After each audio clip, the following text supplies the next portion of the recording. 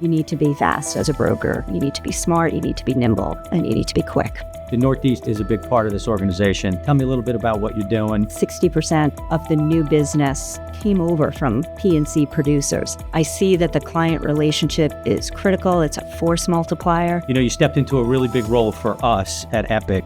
Tell me what you found when you got here. It compares to some of the large brokers I've worked at. We're starting by selling that Epic value proposition in the market, whether it's tech, renewable energy, and so forth.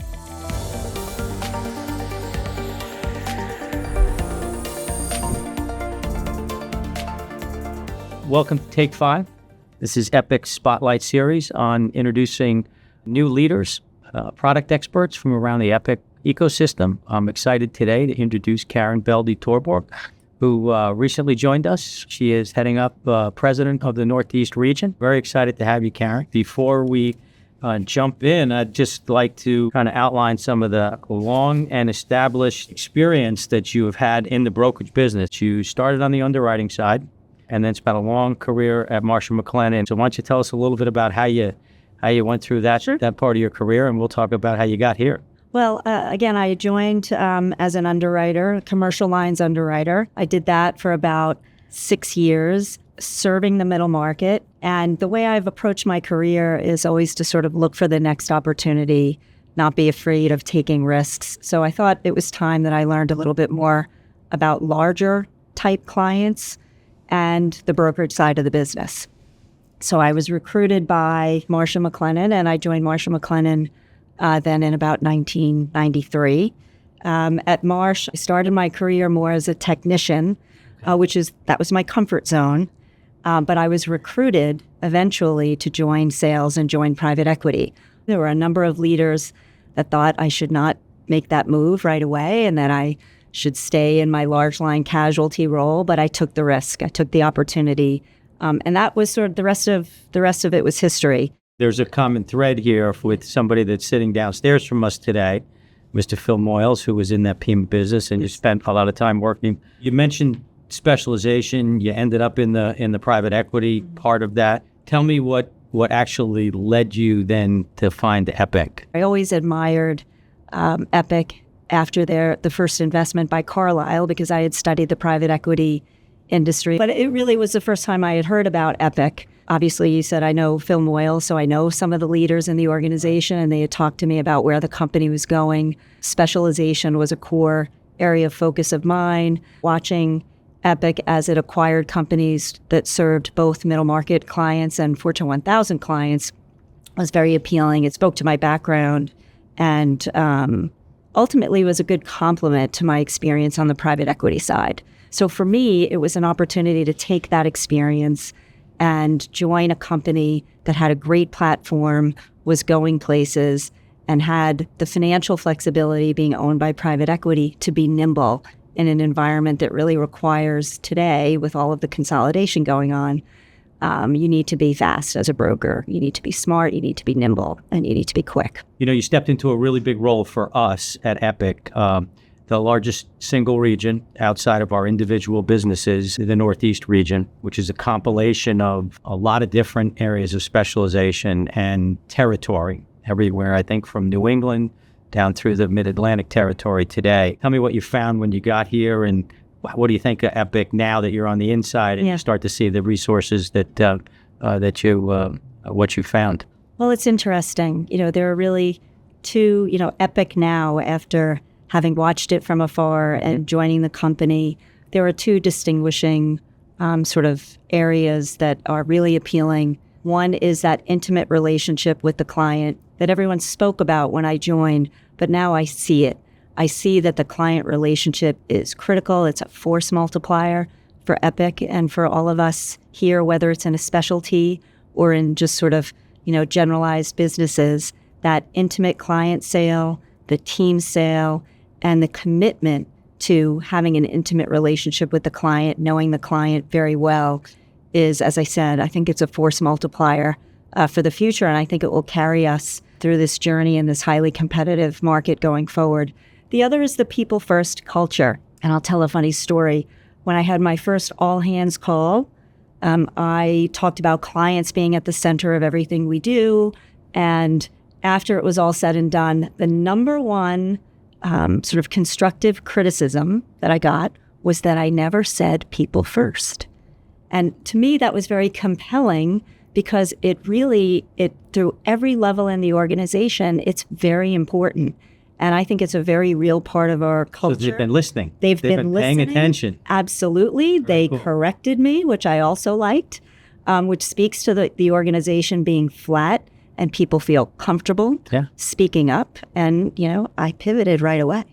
Very exciting and then very observant too. That you jumped right into the fire there. Yes. Tell me, the Northeast is a big part of this organization, driving organic growth. Mm-hmm. Probably the single, biggest thing we focus on a daily basis. You've had a lot of experience. You've been from underwriting to client services into the sales business, and now you're running a sales business. Tell me a little bit about what you're doing, how you're working through these areas of specialty that we're building out through the organization and what that means to the Northeast. Sure. Well, one of the first things I did was really spend time with the producer community, and I would say the seller community. So some of the senior sort of account executives and team leaders, just to really understand what the dynamic was, what was driving growth, and more importantly, what was getting in the way. So I would say my first 30 to 90 days were really understanding some of those areas of importance and working with the leadership team, just sort of making some shifts around how we focus on growth, how we understand what's getting in the way of growth, and how we start to position ourselves for the coming 3 years. We also put together a number of business plans so that everybody could be aligned around our collective mission to drive sales, given our understanding that as the Northeast goes, so does the rest of Epic. So really owning that, right? That the firm is counting on us to really step up and deliver. Well, and having said that, you had a kind of a roundtable of your top producers in the geography. Mm-hmm. Tell me what was the main theme there? Was it cross-selling and collaboration and growth? It was all of those things. And I will also say some of the idea behind it was to build a community. Following COVID, there was a lot of remote work. Producers are always out selling. So we wanted to create an environment where they could build community. And I will say what was compelling to me during the breaks, if you just sort of walk around, the number of producers who were collaborating, scheming, figuring out what they could do together was really, I think, highly motivating across the board. So I was very excited to see that. One of the big sellers was the producer panel, getting our top producers up there, some of the legacy, seasoned, multi-million-dollar producers, putting them up on the stand and asking them questions. I think that was really compelling as well. Really? Terrific. Got people very excited about what's possible. Very exciting. Yeah. What have you learned about the Epic tools and the tool, box that we're using? Technology and some other cool things we've been deploying. What do you see compared to your prior history?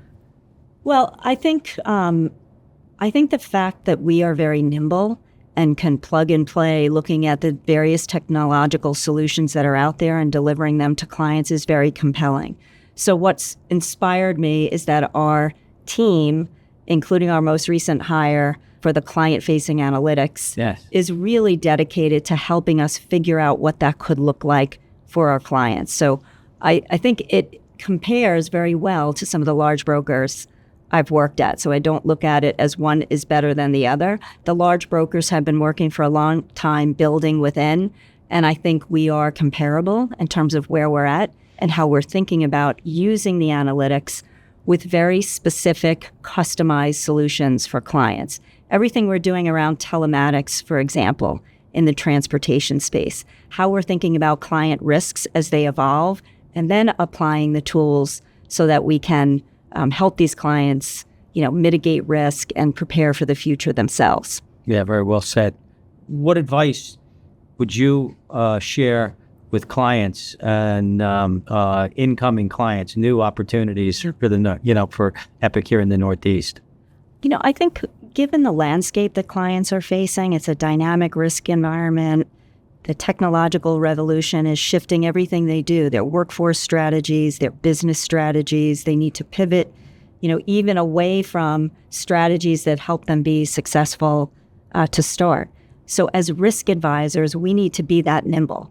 we need to be ahead of the game. So first, we need to understand their business intimately.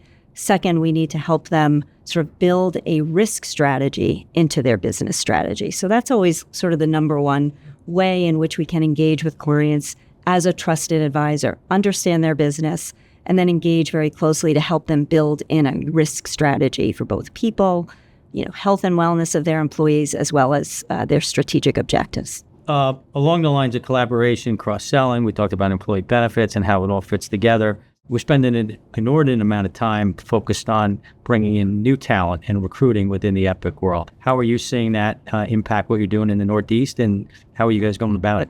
Well, I'd say we're starting by selling that Epic value proposition in the market to the community of sellers that we'd like to invite to the company. I think we're also looking at the industries in the region that are growing, whether it's renewable energy, construction and transportation, where we go deep, but also in some of the newer emerging industries, tech, renewable energy, and so forth, and looking for producers that can help us grow in that area as well. Likewise, working with you, we're looking at acquisitions in the region that could also help us inorganically expand our footprint and our specialization. Great. Good. Very well. You have a diverse business here in New York. We haven't talked much about the benefits platform, but you have a very large benefits platform in the New York marketplace in the Northeast, been going all the way up through New England. How's that playing, on a collaboration side with everything else you're doing? I think it's going really well. I think we have a terrific leadership team on the employee benefits side. I think, just by way of example, I think they are a team that gets ahead of the client issues, talks about the issues, create a lot of client forum and client dialogue so that they can sort of stay ahead of this curve for clients. So I think it sets a great example for the rest of the firm. And at the same time, they spend a lot of time sort of with the other producers, the P&C producers in the region, talking about ways to collaborate. So everything from workers' compensation and employee benefits, sort of macro strategies, to even just talking about the business quite regularly. I think 60% of the new business this year in our EB business came over from P&C producers. And that really speaks to the leadership team diving in, explaining what the value proposition is, and helping to sell. That's a huge percentage. That's a very exciting prospect for us, both locally and nationally. So absolutely. Thank you for your time. Really nice to be with you. And thank you. Nice to be with you. Best of luck in the Northeast. It's a big job, so we're excited to have you.